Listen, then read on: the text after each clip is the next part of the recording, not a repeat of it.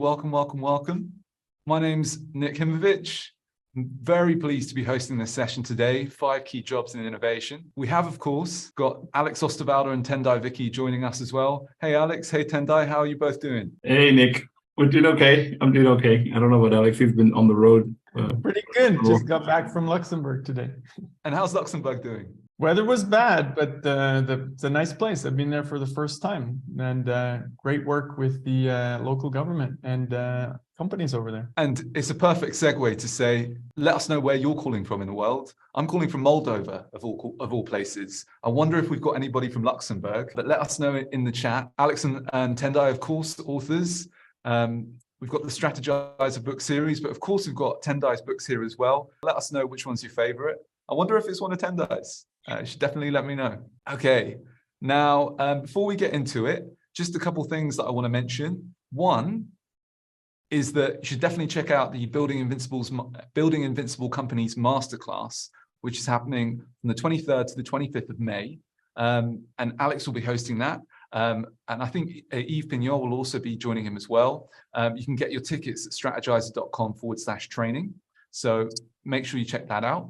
And if you'd like to join our virtual boot camp as an innovation coach, you can do that as well. Also, same place, strategizer.com/training. And that begins on the 8th of May. So I really recommend those. And if you want to find out more about what we're doing, we offer advisory and coaching services. We have a great innovation platform, and we also have training programs. So if you want to learn more, reach out at contact us at strategizer.com or at sales@strategizer.com. Now, in terms of today's session, there are 3 parts, A, B, and C. First of all, we're going to talk about the professionalization of innovation, because that's really when we first chatted about what we wanted to do with this webinar and why we wanted to do it, was the real reason was because we want to help professionalize innovation. So this is Alex is going to kind of set the scene with that.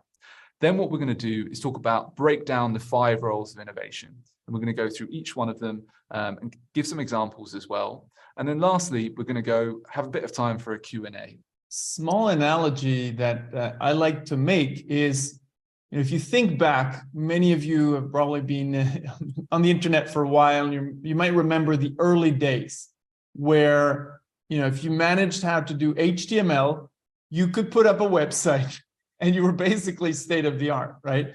That's how the internet was back then. Pretty simple, pretty straightforward. And as an individual, you could start putting up your website. Now, that was the early days. Today, I asked, well, what were the jobs? Today's a little bit more complex, but I asked ChatGPT, of course, our friend, web development back then in the 1990s, what were the key jobs? And if you think back, it was super basic, right? Web designer, if you could do HTML, you could do that stuff. Then we had this, term of webmaster. Some of you might remember, web programmer, maybe graphic designer, but these were pretty basic jobs.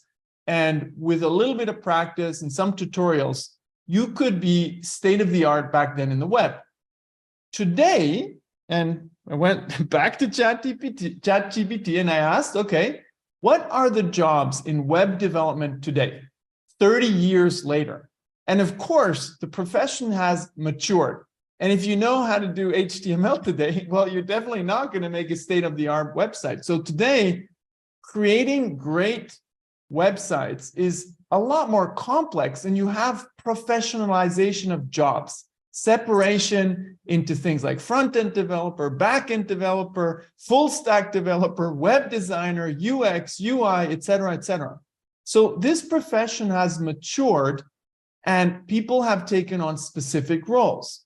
Now, if you look at innovation, after this kind of funny excursion into the web world, in innovation, we're in a pretty young profession, but one that is also getting a lot more professional, and you have a division of roles. It's not just, the explorer type of entrepreneur in corporate innovation. No, we're going to look at specific roles where you do a specific thing. And if you want to set up world-class exploration in your company, you're going to have to fill those roles. And it's probably not going to be one person doing it all. If you want to be state of the art today, in an organization with more than maybe 100 people, you're going to have a team with specialized roles. So that's what we're kind of going to get to. But Nick will kick us off with a quick question to see, what you think. Which kind of professional roles do you see emerging in the context of innovation, in particular corporate innovation? So Nick, over to you. Thanks, Alex. So we've got it here. What professional roles do you see emerging or already here in innovation?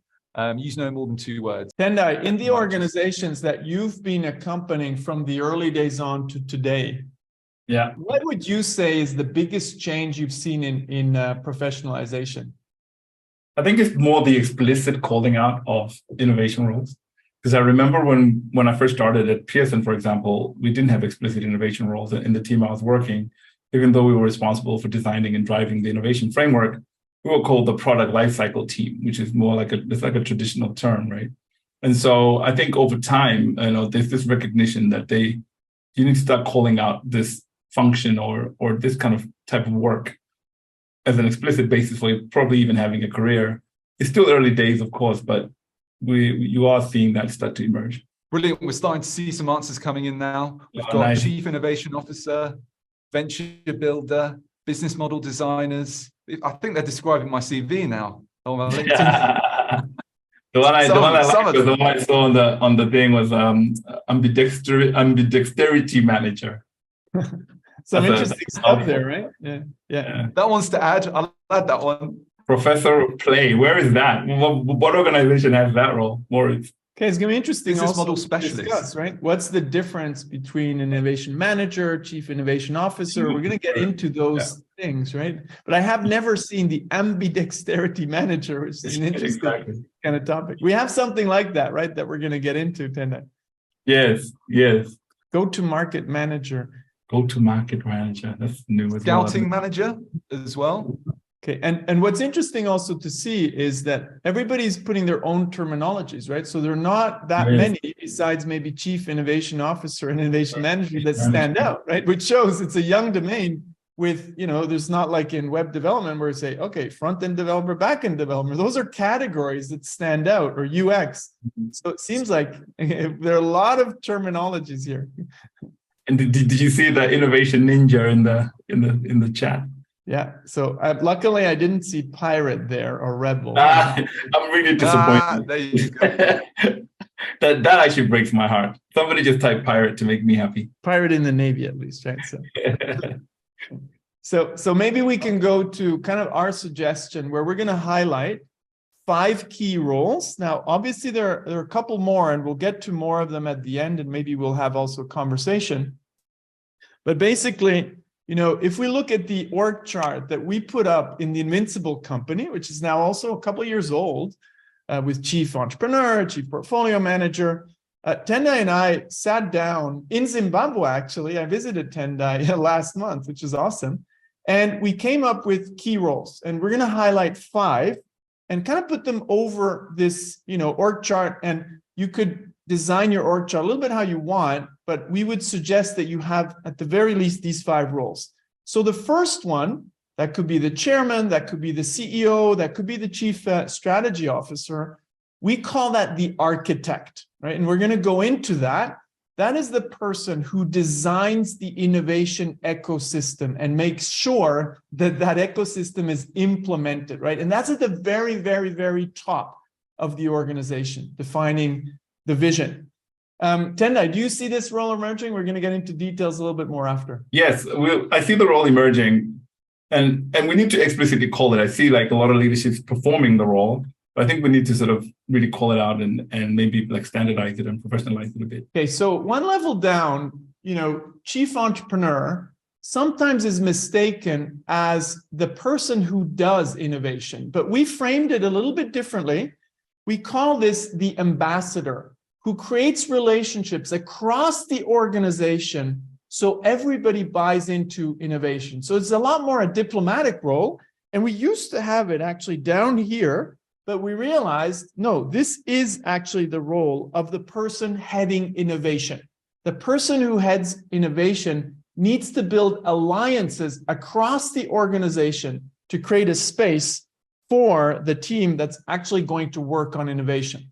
So then one level down, we have the portfolio manager, which we call the catalyst, making things happen, accompanying the projects and making sure we get real results in terms of revenues or impact, if we focus on sustainability, from our innovation efforts. And then the pioneers, the actual innovators / entrepreneurs who pioneer new value propositions and business models within an organization. And then the last role we've added, which I think is very important, in particular in this first phase, where innovation is still pretty fragile in most companies and new, we have the innovation coach, which we call the Sherpa, that accompanies the team concretely through the methodologies and tools to test and adapt value propositions and business models until you have enough evidence for this to work. So these are the 5 roles we're going to explore. And as we've seen before, when we did a little bit of brainstorming together, there are obviously more roles, but these are the 5 that we want to go a little bit deeper into. And we'll start with the architect. I'm going to show one example, and then Tenda is going to show one example before I look at the 3 key activities of the architect. So as I mentioned, the architect, and I'll get out of the way here, is at the very top of the organization and makes sure that innovation has a strategic role, that the vision is clear of what innovation is supposed to achieve. And the example we used here is Hubert Joly, who turned around Best Buy, and we had him on a webinar a couple of years ago, and he even admitted that one of the mistakes he made is that initially he thought innovation can live within the business units who are running the business. And he admitted that that's just not possible. So yes, you can have innovation teams within business units, but you need to give innovation more power and a separate function, which they call the Strategic Growth Office, with a powerful position. So Corey Berry took that one over. Otherwise, you will not see innovation happen if it's just within the functions, because the functions and the business units are incredibly busy just running the business. So he admitted making that mistake first and then moving towards creating the Strategic Growth Office. And the interesting thing here is Corey Berry, who was leading the Strategic Growth Office, took over from innovation, the CEO role afterwards. So I often say, being in innovation is sometimes career suicide. This is a good counterexample where the person leading innovation, the Strategic Growth Office, became the successor to the CEO, to Hubert Joly. And by the way, if you want to check out his book, The Heart of Business, highly recommended. Now, the second example we have, and Tendai will talk about it, is not the CEO, but is a role just one level down. So maybe, Tendai, you can talk about Sergio and what he has done at Sealed Air. So when we started working with Sergio and he brought us in to try and help him, build the innovation ecosystem within Sealed Air, he was very focused on making sure that he had the right structures and processes in place. He quickly realized that if he went down to the idea level and focused on ideas and how ideas are manifesting and are being managed within the organization, the interventions would not be long lasting. So he wanted to make sure that he has the right organizational design, he has the right structures and processes, the portfolio management systems are set up properly, the way that decisions are being made at the innovation board level or the decision-making investment council are happening the right way. We're using the right tools and templates. And so that became his focus, to sort of nurture and sort of put in place the right systems and talent for innovation to actually work out. Because his concern was that things would start and stop and start and stop, and there was no repeatable process in place. And that's what he really, really wanted to make sure happened. So it was a piece of work that was focused on architecting the processes that I used to sort of run and drive innovation, including putting in place the right organizational structure, putting the right talent in the right place as well. So let me go quickly into the key roles, the key activities of the architect. And I want to emphasize again, so this is at the very top of the organization. So sometimes, we say, oh, it's the chief innovation officer, but we'll define that role a little bit differently. We put this one level up where you really define the entire direction and the system. And that needs to come from the very, very top.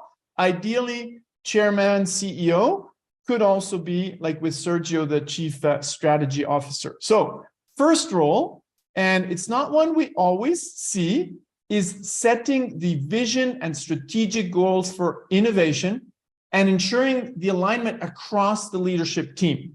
If this is not done, the innovation teams don't know where to go. The rest of the company doesn't know the position of innovation and the role of innovation in the future. So while this sounds pretty trivial, we still see organizations that have a strategic direction and strategic vision, but innovation is not part of it. But it should actually be, the strategic direction, including innovation. So it's very clear to the entire organization how much is innovation going to contribute to the future of the company. Again, sounds trivial, not always done.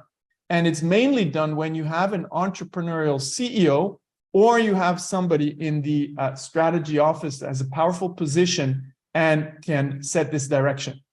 The second role is one that we mentioned a couple of times, is designing the actual system. So at the very top, we don't pick the ideas, we set the direction, but the other really important thing that we need to do is build that system, meaning the resource allocation.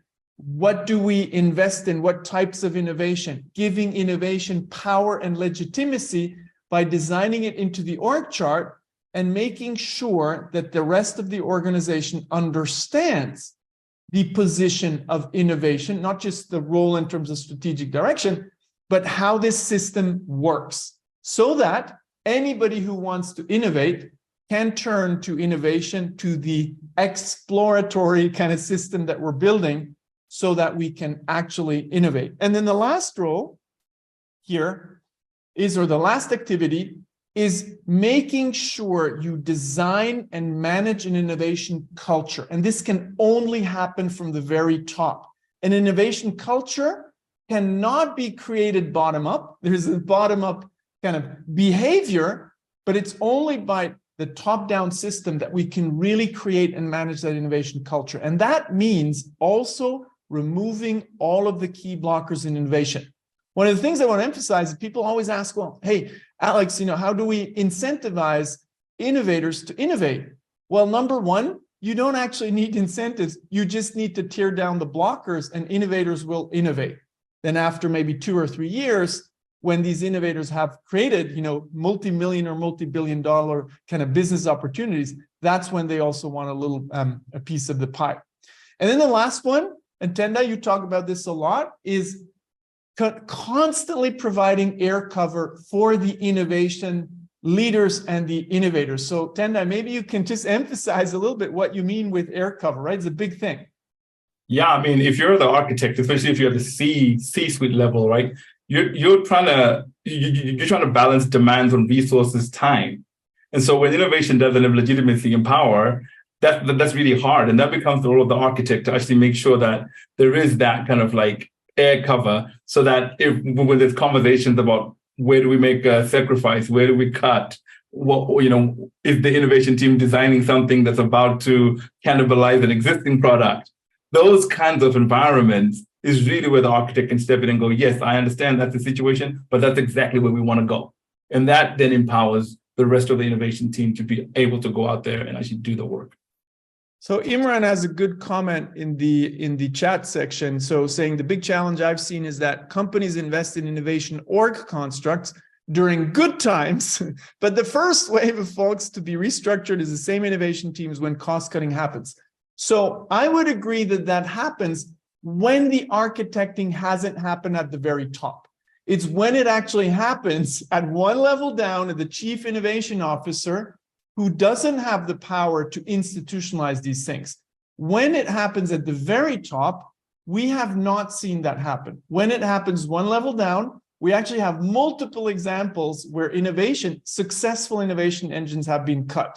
But that's when the top was not fully involved. So I would agree and disagree with Imran that it does happen, but not when the architecting has happened at the very, very, very top. And you need to make sure that you have authentic buy-in. Because sometimes you do a presentation, they go, yeah, I'll go do that. Yeah, but they're not investing their own time and their own political muscle into making sure that happens. in that case, yeah, they don't feel like they've invested anything. And so, yeah. Okay, so over to you, Nick. So we have the question and people are already answering, right? Do you have a strong architect in your organization? And maybe we should have said a strong architect at the very top, right? Setting the direction, setting the clear goals, resource allocation, and building that system. So Nick, what do we see? So in terms of the question, we're seeing a 2.3 at the moment, which means that people are closer to non-existent than very strong on that side of things. So yes, there's room for improvement on this one. And that's typically what we do see in companies. So in the workshops I've run, I was in Barcelona last week and in Luxembourg this week. The innovators often say that at the very top, they do not yet have that buy-in and systems building. So we have strong innovation leaders and strong innovation activities, but we don't yet have that architecture that gives innovation power within the organization. So the ambassador is, in one sense, where you typically find the roles of like either head of innovation, chief innovation officer, chief entrepreneur. That's where you kind of tend to find those roles. And, when we first started doing this work, most of the conversations were around the value creation aspect, which is making sure that innovation projects become successful, making sure that the ideas are working really well, you're choosing the right ideas. But actually what we have discovered through various conversations, and I'll let Alex speak to one particular situation, is that it's actually far more important in this role to build relationships and make sure that the work that the innovation team is working on is actually aligned to the company's overall strategy.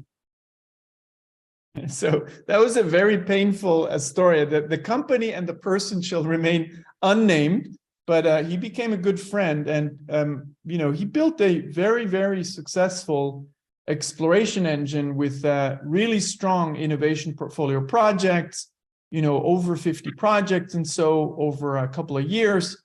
And the whole thing was cut back for various reasons. Definitely not success, because the success was there. So that's maybe back to Imran's point. In that particular case, despite the success, the innovation activities were cut back because of external context.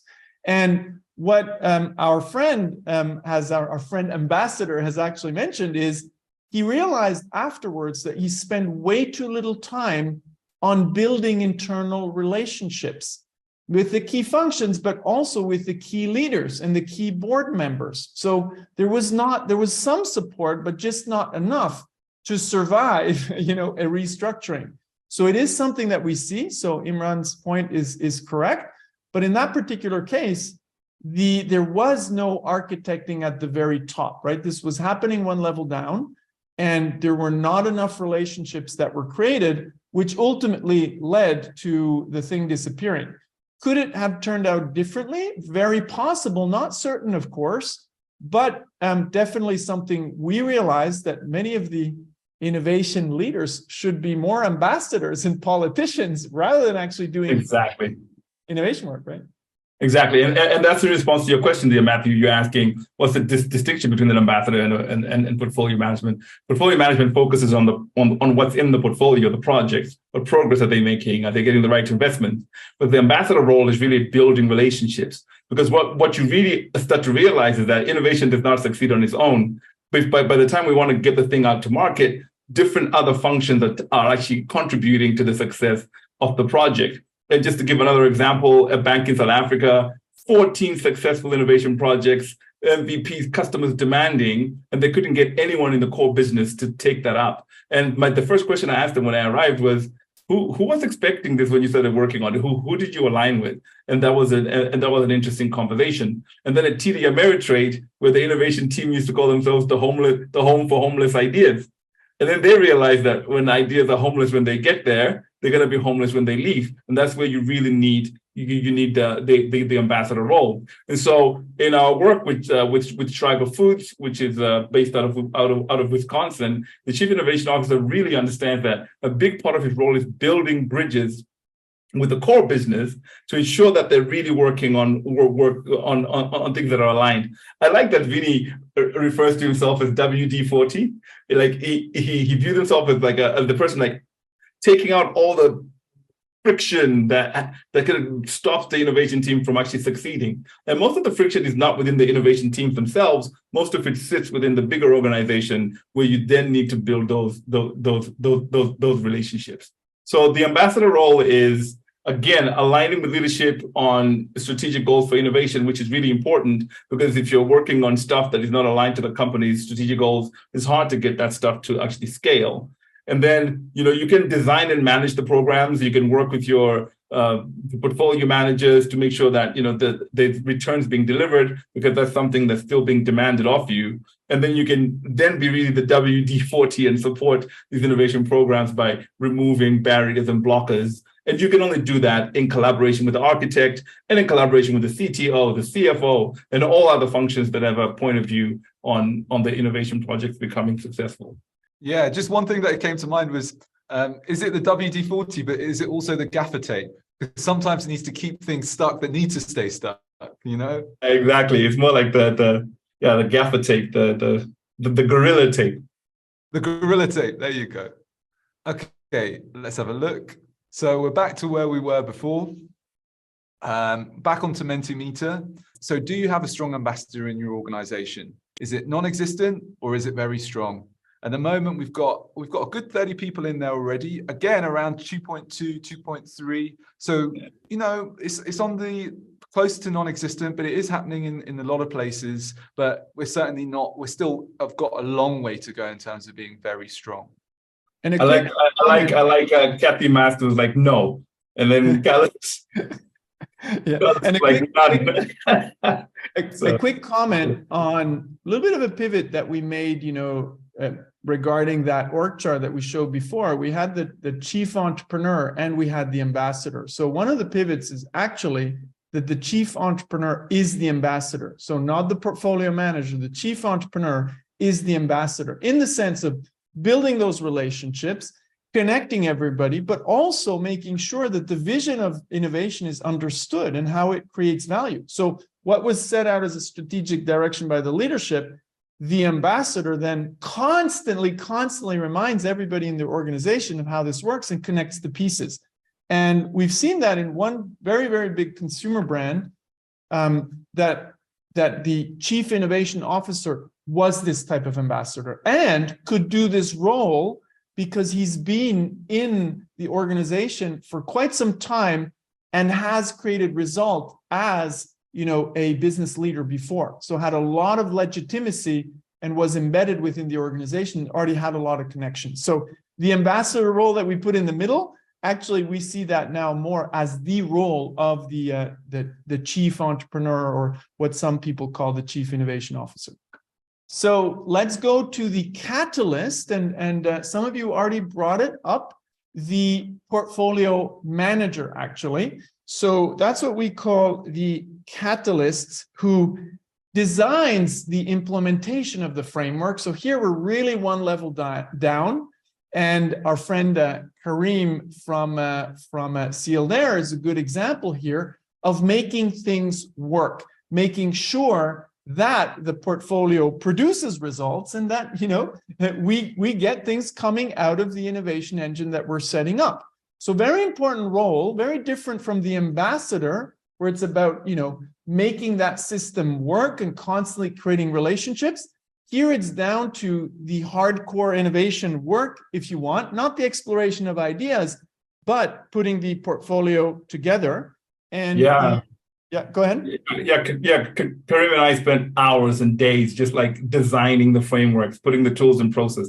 So it's like, as VP of Innovation and Portfolio and Project Management, so that he's really great at like almost like making sure the mechanics of how innovation runs through the organization work really well, ensuring people are submitting things at the right time, they're working on it, they're delivering and actually producing results. So it's a very, very powerful and important role. And the second example that we have here is Stara Stablefelt from Schreiber Foods. And you can see the difference here, right? Here we're working at the portfolio and team level, empowering the teams. Whereas one level up, and we don't necessarily need to speak about levels in terms of hierarchy, but there is the more organizational level where we're creating alliances across the organization, Here, it's all about empowering the teams. So there's some similarities, right? So you also need to go into different functions, make sure, with key account managers that the teams, the innovation teams have access to customers, et cetera, et cetera. Sounds trivial, not always the case, right? The key account managers don't want innovation teams to talk about the future because they want to get their bonus and sell today. So there is that diplomatic relationship as well, but it's really focused on helping the teams get result and unlocking the teams. So if we look at the different activities, roles, the top 3 for the catalyst is to manage the portfolios, to track the team's progress, and also collect the performance data to make sure we're getting results from our innovation portfolios, right? From the projects that we're running.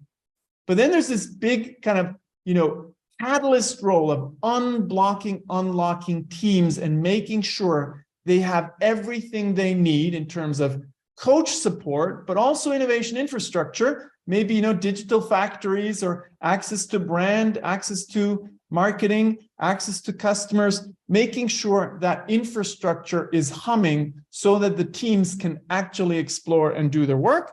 And then the last one, making sure that what we discover from the teams, what is holding teams back, gets reported to the C-suite so we take action, because it's never a smooth journey. There's always challenges for the teams, and this is generally something that only leadership can unlock. Yes, and I can see that we only had 11 or 12 people in there, but it was at 1.6. But now as more people are joining, it's going up. It's 2.2, 2.3. So see it moving towards the stronger side of things than it was at the beginning. Yeah. But yeah, so similar kind of feeling for the catalyst on this one compared to the last 2, really. Although going up to 2.4, hovering around that 2.2 to 2.4 area. I'm really surprised by this because in a lot of the organizations that we work with, we see a lot of innovation program managers, right? Portfolio managers that are driving innovation programs, driving accelerators. There are a lot of innovation directors, so they're kind of playing this role. So I'm kind of surprised that the score is that low in terms of finding catalysts. That's very interesting. There's one thing here. So I'm absolutely with you on that. It's surprising for me as well, Tendai. Just want to go quickly to a question. There are 1 or 2 questions that came up for smaller organizations, right? Saying, oh, you're just doing, you're describing roles for large companies. What the difference is in smaller companies, you're still going to need these professions, but you might have one person that's going to combine 2 or 3 of these roles, right? So if we look at the architect, still at the CEO level, and then the last 2, 3 roles that we were looking at could be combined in one person, right? Where you have the ambassador, where you have the catalyst, combined into one role. So the same things need to be done in smaller organizations, generally a little bit easier because you don't need that big ambassador role. So some of those things actually go away in smaller companies, but you'll have one person that will aggregate some of these roles that today in larger companies, we would put a specific person in charge of that. And just to piggyback on that comment, Alex, sometimes you might even find in large organizations, a person does it maybe two of those roles. But if you are going to do that, if you are going to have a person do more than one role, which they can do, then they need to sit at the right level in the organization. So you can't have a person who's sitting at the lower levels of the organization be both the catalyst and the ambassador. Because to be an ambassador, you have to be having peer-to-peer conversations with other leaders within your organizations to smooth things over. And so that's a harder thing to do depending on where you sit. So some roles are easier to combine, and some roles are harder to combine depending on where you sit in the organization. And one thing I'd also like to emphasize, like we always say, oh, smaller companies, we don't have enough resources. I think, rule of thumb, think of how many people you put in sales. Sales is today getting results from what you have. Innovation is about getting results from tomorrow. So personally, I believe any company should put 5 to 10% of their staff on the future in an exploratory role. So if you have 300 people, I believe you should have 15 people working on the future, because that's future sales. And if you don't innovate, you will have no future sales. So I believe there's this misconception that, oh, smaller organizations, we have no people. It's because you didn't make the choice to put people on it. And that's the same in large companies. If you take a large company with 100,000 people, the innovation teams, they say, oh, we have 40 people. That makes no sense because that's way too small for an organization with 10,000, with 100,000 people. So we are understaffing one of the key things today, which is looking at the future. And that's the same for small organizations or for large ones. So I think it's just because we are not putting the money where we should. And if leadership understands it, in small organizations or in large organizations, they're going to put 5% to 10% of their staff onto the future. Because if you don't, you have no future. Tendai, I think you're on mute. Always had to happen. Yeah, it has to happen at least once every webinar. So the next role is what we call the Sherpa. And the Sherpa is the innovation coach. In a lot of organizations, when they're working on innovation projects, they still don't have sufficient skills, right, within the teams that are working on the projects directly for them to actually run the innovation projects themselves, or go from idea to successful business themselves. So one way to quickly build capacity is to bring in coaches either from outside the organization or develop your own internal group of innovation coaches that help and support the teams. And so you can really see that clearly here. There are a couple of few examples here. This is Jonas, who's one of our strategizer coaches, who really talks about how the role of the coach is to wear two hats, right? One is you have to be really great at the methodology and tools, but then you also need to be able to move the team forward to make progress so that they actually start to get results. And Melissa, who works at Schreiber Foods with Vinny and Sarah, who we've seen before, she does more than coach. She also is one of the innovation program managers, but she also works directly with the teams just to make sure that they're actually advancing their business ideas in a way that allows the company to hit their portfolio goals. And then finally, we have the great Aurelie, who's also another one of our coaches, who really talks about how her role is to guide, motivate, reassure, and challenge the teams. And through the various things that they have to figure out, the ecosystem, the product itself, what customers need, how do you scale in the political and legal environment outside. So it's really helping the teams figure out how to become successful while they do their work. And she had a little end at the end where she was like, "That's why we're great," or something like that. And Nick and I decided to kind of like park that. But it's a really cool way to really think about the role of the coach or the Sherpa. And so here the role is to support teams while they design, test their value proposition, making sure they're making progress, and also support them in making decisions on what to do next. To be a really great Sherpa, you can't be too afraid to challenge the teams, but you also can't be too aggressive in challenging the teams, and you can't do the work for them. So you have to somehow figure out a way to inspire and motivate them in terms of making decisions, tracking progress, and actually doing making sure that they do things. So you have to push them and get them out of their comfort zone. I don't know, Alex, if you have anything else to add about on top of that.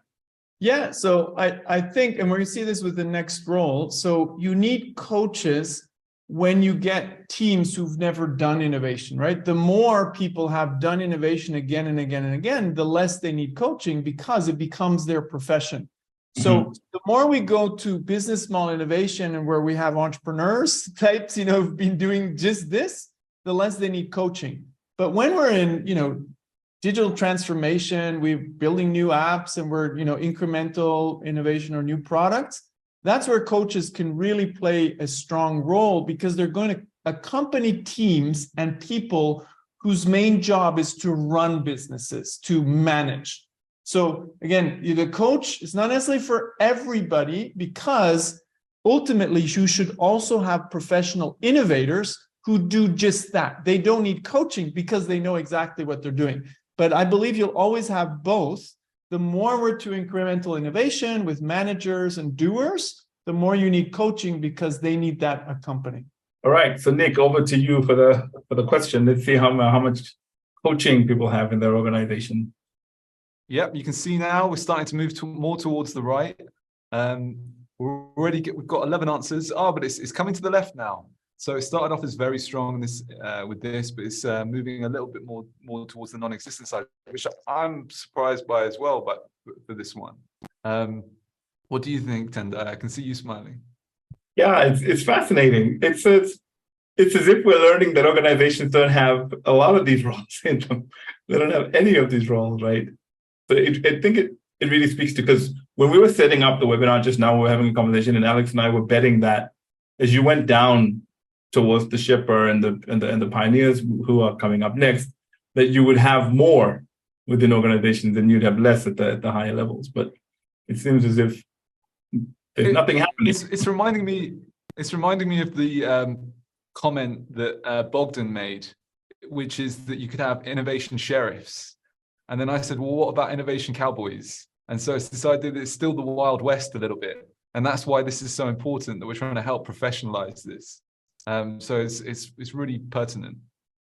And I do think this might actually depend on the size of the organization. So obviously, you'll have more people doing innovation in smaller companies because they won't afford coaches. They might not need coaches because they have one or two people who are doing innovation all the time, right? Who are themselves the experts. So that could be one explanation.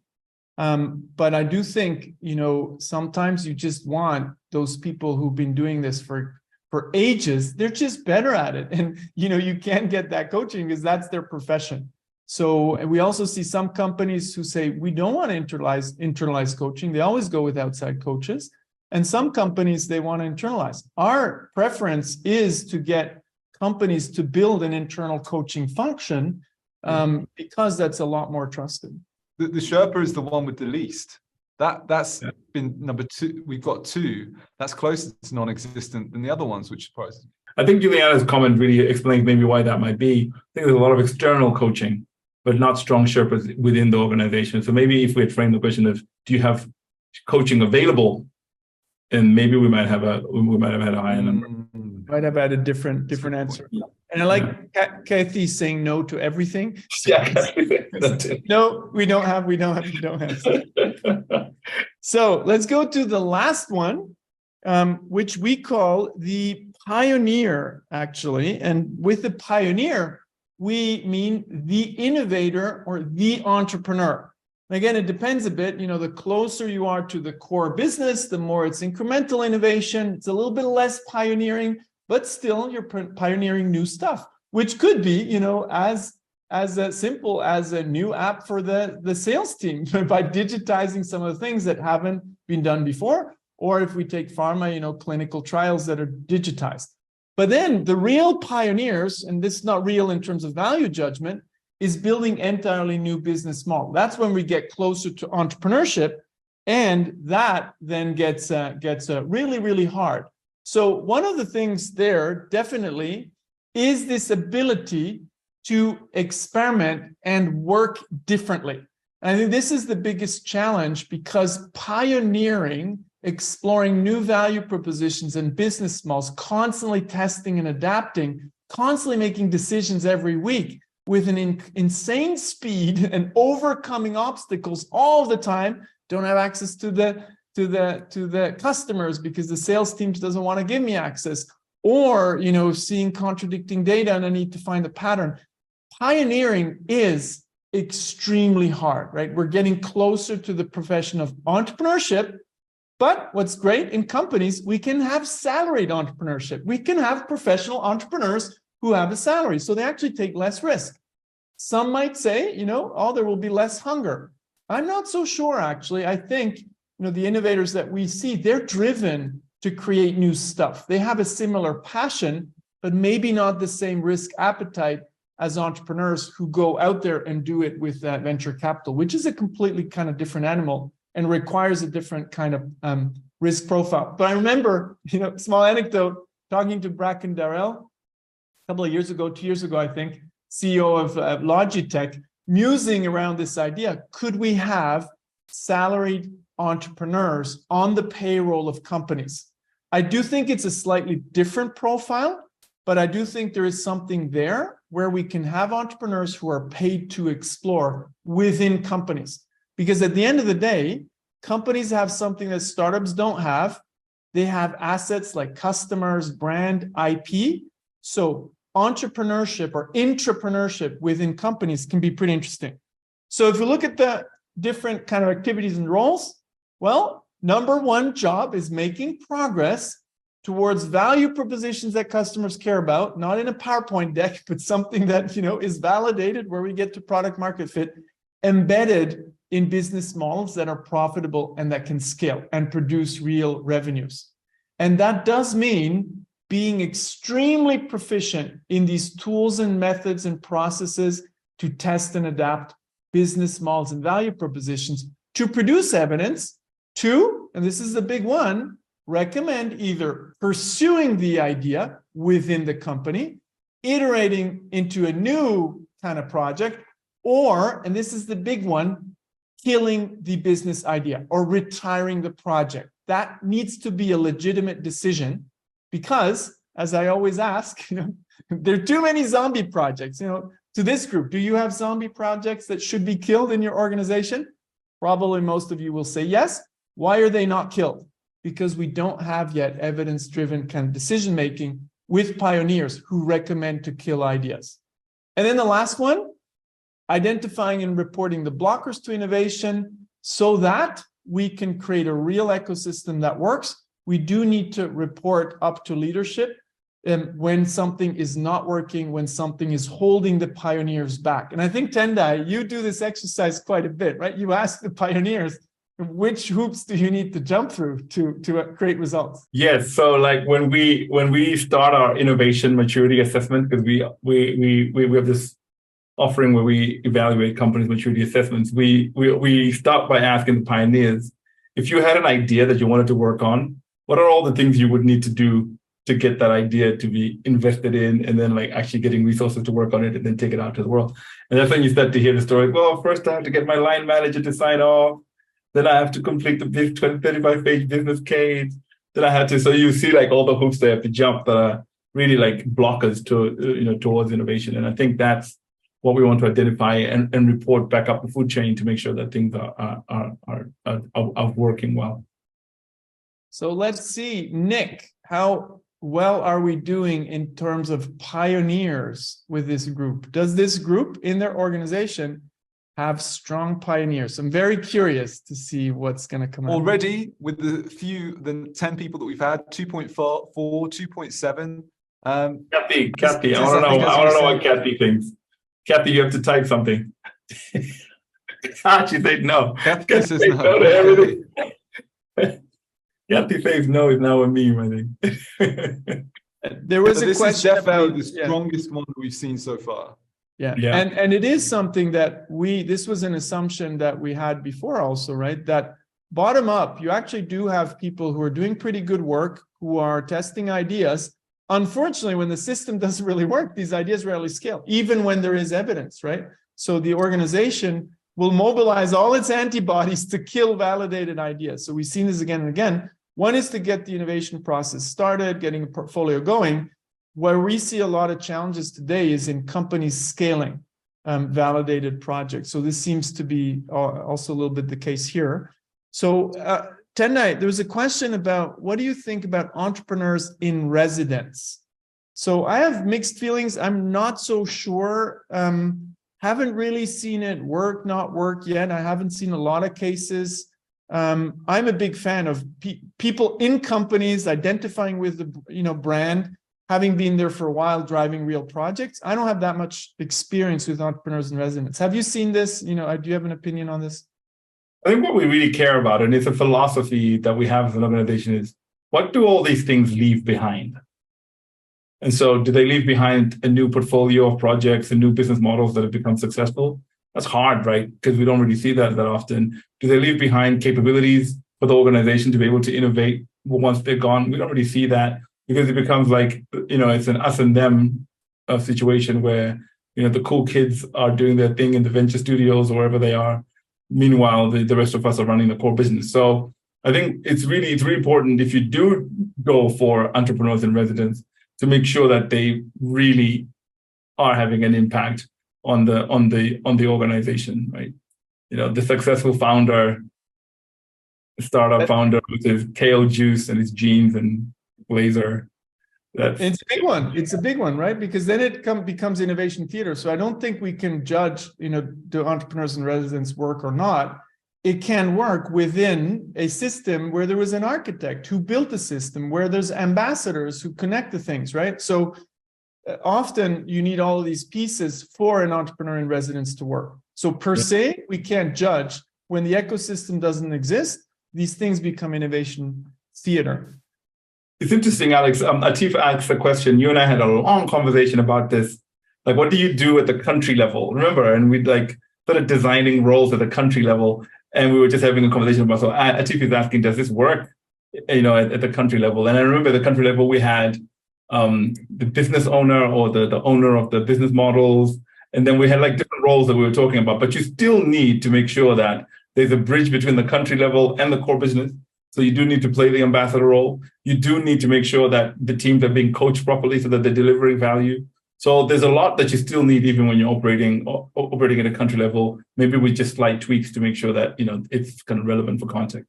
100%. And I remember one of the conversations I had with the CEO of a large financial institution with 50,000 people. And the point I was making is you need an innovation function that is standalone where you can do business model innovation. You might get teams coming from the core, but that needs to be a protected space in itself. But then you also need innovators within the business units, within the countries, and they need to collaborate with the function, right? So I would almost call these antennas, but they use the same methodologies, the same KPIs, the same processes, and they constantly share. So it's not either or, it's and. Sometimes people say, Alex, you don't get it. It should just be, it should be embedded. Well, yes and no. It should be both, right? You need a separate function for the whole coordination, for the systems building, for business model innovation. And then you need really strong antennas within the teams that have legitimacy. So you reproduce some things in a larger company that you do at the corporate level.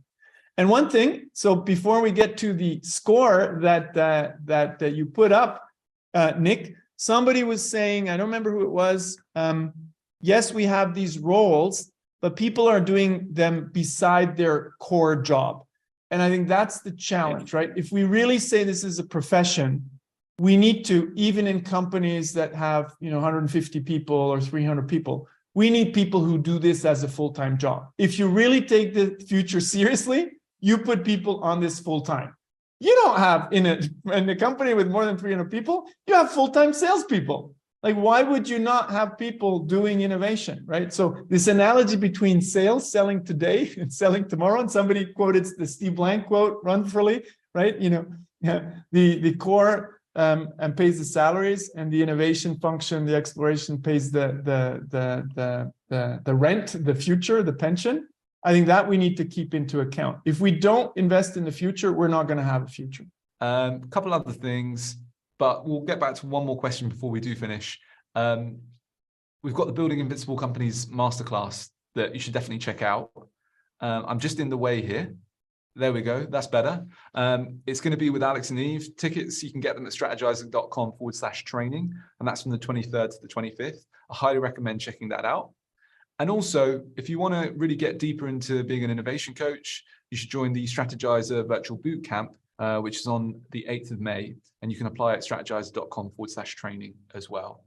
And if you want to find out, if you want to learn more about how Strategizer can help your organization with innovation, email us at sales@strategizer.com. I'll also put a poll in a second, and you can drop your email in there if you want us to contact you directly. The next webinar is going to be the anatomy of a successful innovation accelerator with Anita Deshpande from Alexion. She's the head of digital health and experience innovation. She's also the head of the accelerator there. So it's going to be a really interesting webinar there. But just before, I think we've got a couple minutes left. Should we answer one more question? Did you see any interesting ones, Tendai, Alex, in the chat that you wanted to cover? What I saw that was kind of funny. You know how like when an athlete gets injured, you see on Twitter like prayers up for this athlete, prayers up. So everybody's like doing prayers for Kathy at the moment. So it's kind of an interesting one. Yeah, and everyone like, Kathy, we feel you. So yes. One general comment maybe, is that one thing I strongly believe is innovation is bottom up with top down support, right? Because sometimes you say, innovation is bottom up. Yes, but it doesn't work if you don't have the top down systems building. That's why we really mentioned the architect, which comes from the very top. If you don't have that systems building, innovation usually has a weak role and will disappear as soon as you have your first restructuring. And the other one is these things, are very similar in smaller organizations, maybe with some compromises. You won't have all roles as one role. But if we want to really, invest in the future, 5 to 10% of your team should be focused on the future. Yes, absolutely. And just to end with, again, one of the things that I'm most passionate about is pushing back on the debate that you don't need full-time innovation roles and that it's everyone's job to do innovation. There needs to be a function that drives all the processes, system, make sure there's coaching, make sure there's an ambassador, make sure all of those things have to be designed into the company. Otherwise, the individuals that want to do innovation won't have the capacity to actually do it. And I'll add to that framing, right? So as you said, I don't believe everybody should be an innovator, but everybody should be allowed to start and then bring the evidence to the table, and then we kill ideas after 3 months, right? So I remember this session with, an executive team, and the CEO said, "Oh, we need to infect everybody with the innovation virus." No, you don't. Actually, what you need to do as a CEO is create the system so that innovators can thrive and innovators will innovate. So there's something I actually pivoted on. I always believed, incentives, this and that. No, just tear down the blockers and innovators will innovate. Not everybody needs to be an innovator. You actually want good executors, but you need to let everybody start and then have a system where you can rapidly retire ideas that have no evidence, right? So otherwise you have zombie projects. Brilliant. Thank you so much, Alex. Thank you, everyone. So much, Tendai. Any last comments you want to make just before we finish? Nah, prayers up for Kathy. So thank you, everybody. It's been an absolute pleasure having you all on this webinar. We are on the hour. We're Swiss time. We look forward to seeing you next time on the 31st of May with, of course, Alex Osterwalder and Tendai and Anita Deshpande. We're really looking forward to see you then. Thank you, everybody. We'll see you next time. Oh, there we go. Bye, everybody. Thank you. Bye, everybody. Take care. Bye-bye.